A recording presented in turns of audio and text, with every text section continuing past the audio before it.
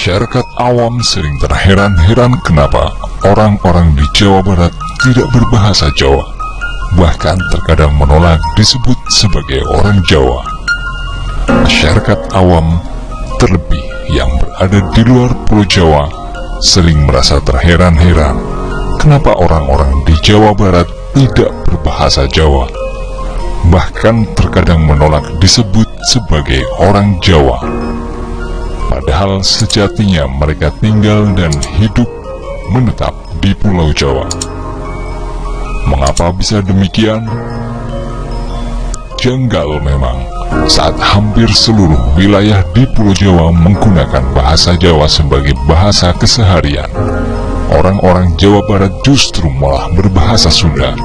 Dalam ilmu linguistik, antara bahasa Jawa dan bahasa Sunda sebenarnya masih satu rumpun bahasa Melayu Polinesia. Meskipun demikian, tetap saja dari segi fonologi, penuturan, dan sistem penulisan keduanya jelas sangat berbeda.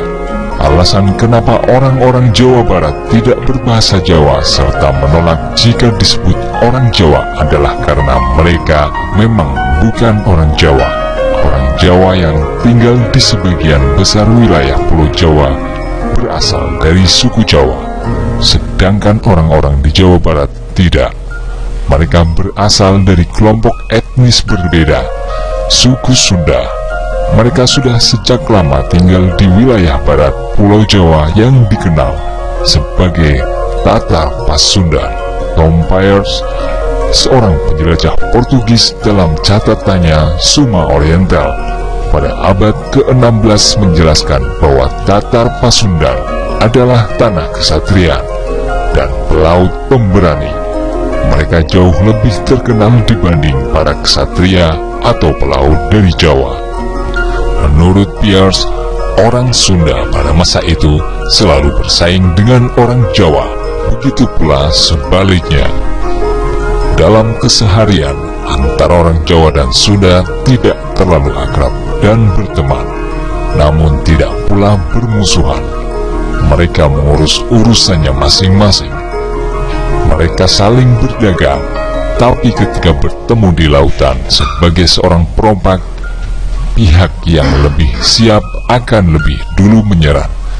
Serangan biasanya terjadi di wilayah perairan Cimanuk, tak peduli betapa erat hubungan atau pertemanan di antara keduanya. Karena memang bukan bagian dari suku Jawa, suku Sunda berbicara dengan bahasanya sendiri. Penyebaran bahasa Sunda banyak dipengaruhi oleh peran politik dari kerajaan yang bertahta di Tatar Pasundan. Sebagian wilayah barat Jawa Tengah, khususnya Brebes dan Cilacap, menggunakan bahasa Sunda karena dulunya berada di bawah kekuasaan kerajaan Galuh. Masyarakat di dataran tinggi Dieng di Jawa Tengah juga menggunakan bahasa Sunda hingga abad ke-6 Masehi. Hal ini diketahui dari sumber nama Dieng yang berasal dari kata dalam bahasa Sunda kuno, Diang. Seiring transmigrasi dan imigrasi yang dilakukan etnis Sunda pasca kemerdekaan, membuat penggunaan bahasa Sunda terus meluas hingga luar Pulau Jawa.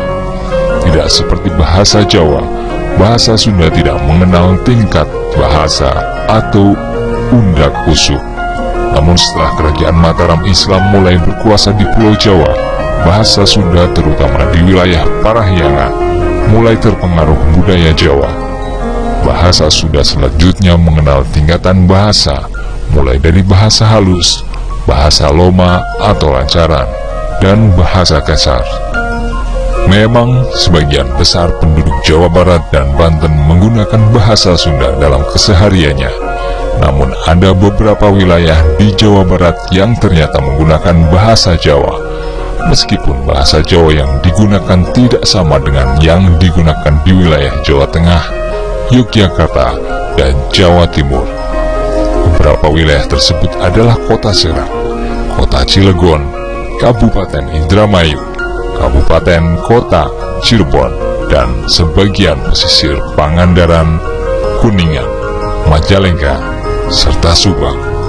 Dilansir dari pinimo.com, Bagaimana menurut Anda?